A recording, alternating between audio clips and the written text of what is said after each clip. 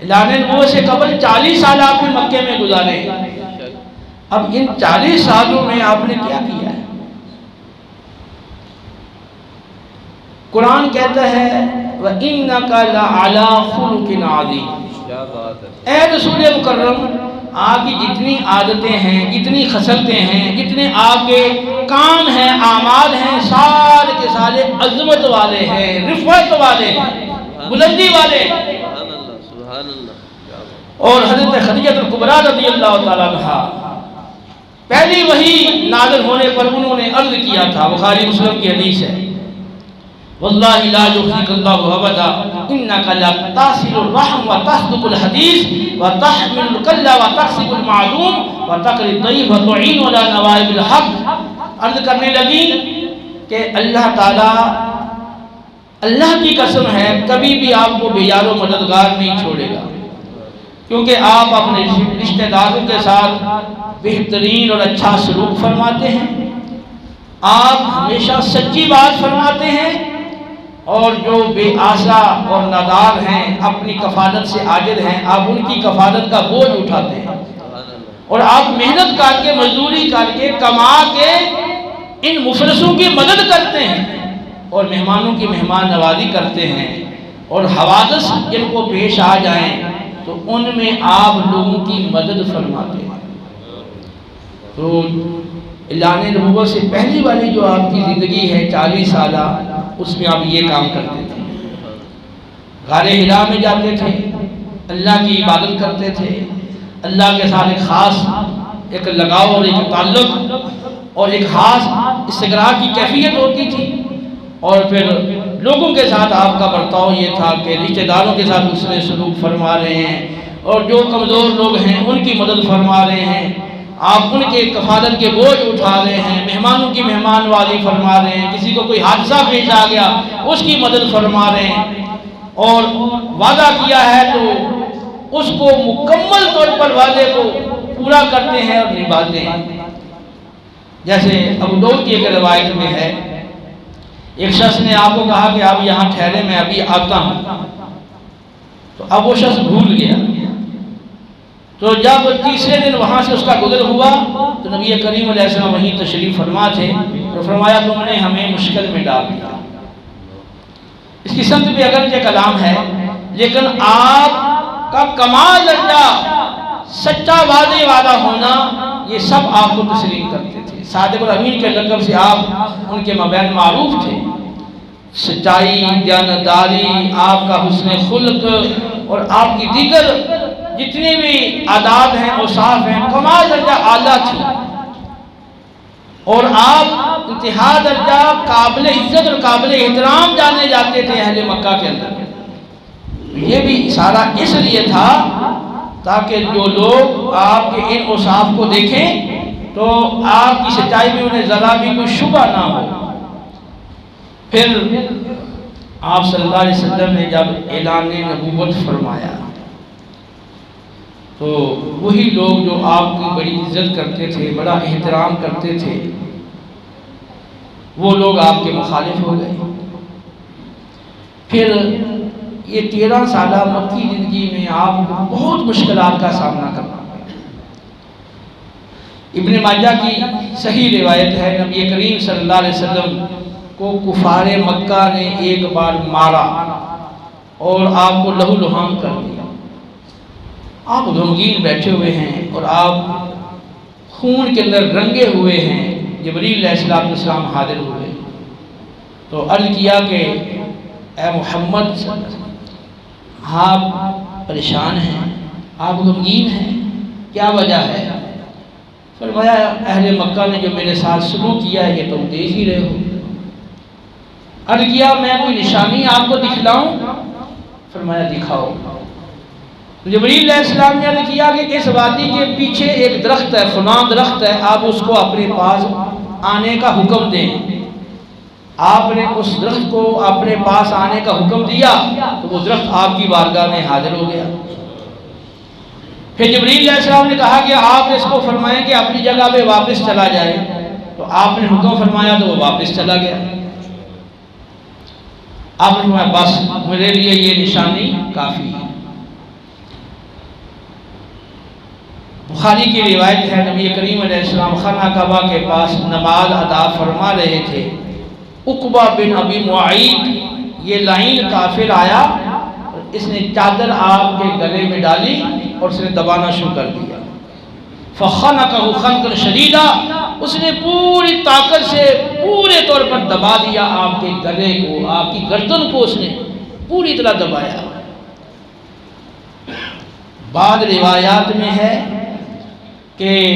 لوگوں کے اندر ایک چیخ و پکار بلند ہوئی اور لوگوں نے سمجھا کہ آپ انتقال فرما گئے ہیں، یہ کیفیت تھی۔ تو بخاری کی حدیث میں ہے کہ اس نے پورے زور کے ساتھ پوری شدت سے اس نے دبایا، تو ابو بکر صدیق رضی اللہ تعالیٰ عنہ اس موقع پر وہاں پہنچ گئے، آپ نے اس کو دھکا دے کے پیچھے کیا اور قرآن پاک کی یہ آیت مبارکہ تلاوت فرمائی، اتقتلون رجلا ان یقول ربی اللہ، کیا تم ایک آدمی کو صرف اس بنا پر قتل کرنا چاہتے ہو کہ وہ کہتا ہے کہ میرا رب اللہ ہے،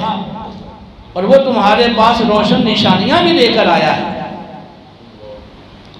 ایک اور بخاری مسلم کی روایت ہے، نبی کریم علیہ السلام خانہ کعبہ میں نماز پڑھ رہے تھے، قریبی ابو جہل اور اس کے ساتھی بیٹھے ہوئے تھے، تو ابو جہل کہنے لگا کہ تم میں سے کون ہے جو یہاں سے اٹھ کر جائے، فلاں قبیلے والوں نے جو اونٹنی ذبح کی ہے اس اونٹنی کا گوبر، خون اور بچے دانی اٹھا کر لے آئے، جب یہ سجدے میں جائیں تو ان کے اوپر ڈال دیں۔ اس موقع پر بھی وہ بدبخت عقبہ بن ابی معیط وہی کھڑا ہوا اور وہ جا کر لے آیا۔ نبی کریم علیہ السلام جب سجدے میں گئے تو اس نے گوبر، خون اور وہ بچے دانی وہ اس نے آپ کے اوپر ڈال دیا۔ ابن مسعود رضی اللہ تعالیٰ عنہ کہتے ہیں کہ کاش میرے پاس طاقت ہوتی تو میں آپ صلی اللہ علیہ وسلم سے اس چیز کو دور کر دیتا، لیکن میرے پاس طاقت نہیں تھی، میں کمزور تھا۔ حضرت فاطمہ الزہرا رضی اللہ تعالیٰ عنہ ان کو معلوم ہوا تو وہ تشریف لائیں، ان کی بھی چھوٹی عمر تھی، انہوں نے یہ ساری غلاظت وغیرہ اٹھا کے آپ سے دور کی، تب آپ نے سجدے سے سر اٹھایا، کہ اللہ کی بارگاہ میں عرض کیا رب العالمین ان کو پکڑ لے، ایک ایک کا نام لے کے آپ نے کہا۔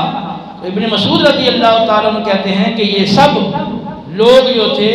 بدر میں مارے گئے اور ان کی لاشوں کو گھسیٹ کے بدر کے کنویں میں ڈال دیا گیا۔ پھر بخاری کی حدیث ہے، جب عائشہ صدیقہ رضی اللہ تعالیٰ عنہ نے پوچھا تھا یا رسول اللہ سب سے زیادہ کوئی مشکل وقت بھی آپ پر آیا ہے، تو آپ نے فرمایا کہ ہاں، تیری قوم سے مجھے بڑی تکلیفیں پہنچی ہیں، اور میرے لیے سب سے مشکل دن وہ تھا جو طائف والا دن تھا۔ آپ طائف میں تشریف لے گئے، وہاں کے سردار کو آپ نے دین کی دعوت دی، لیکن ان لوگوں نے بھی آپ کے ساتھ نہایت ہی برا سلوک کیا، اور وہاں سے جب غمگین واپس لوٹے تو اللہ کی طرف سے جبریل علیہ السلام حاضر ہوئے، عرض کیا یا رسول اللہ یہ پہاڑوں پہ مقرر فرشتہ آپ کی بارگاہ میں حاضر ہوا ہے، آپ اس کو جو حکم دیں گے یہ کرنے کے لیے تیار ہے۔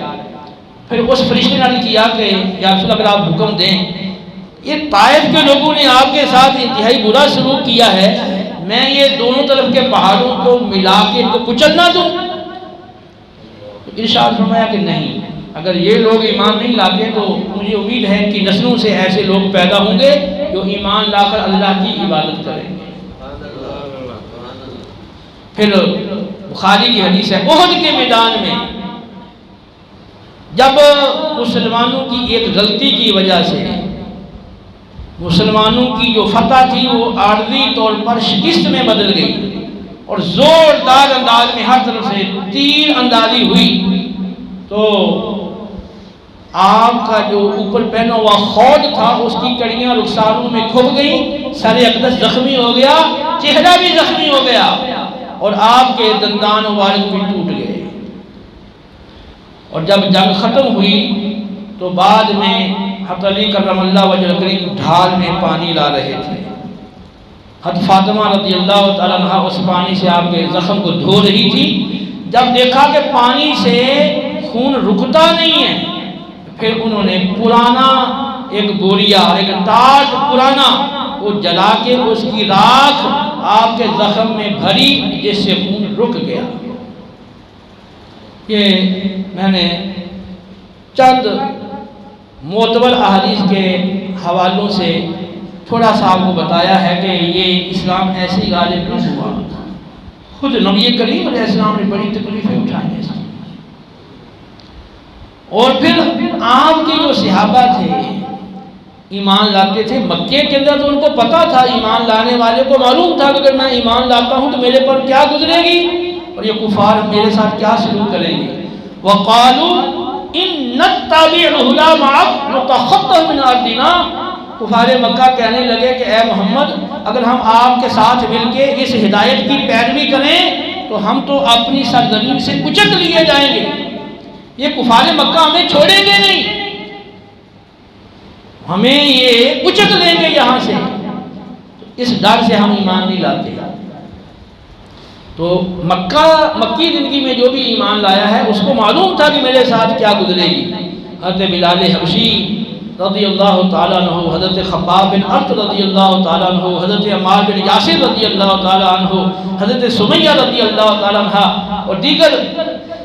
صحابہ کو بڑی اذیتیں، بڑی تکلیفیں دی گئی ہیں اور انتہا کر دی گئی۔ اور شیب ابی طالب میں 3 سال کے لیے نبی کریم علیہ السلام کو اور آپ کے ساتھیوں کو اور اہل ایمان کو محصور کر دیا گیا، قید کر دیا گیا، کھانے پینے کی اشیاء ادھر جانے پر پابندی عائد کر دی اور پہرے لگا دیے۔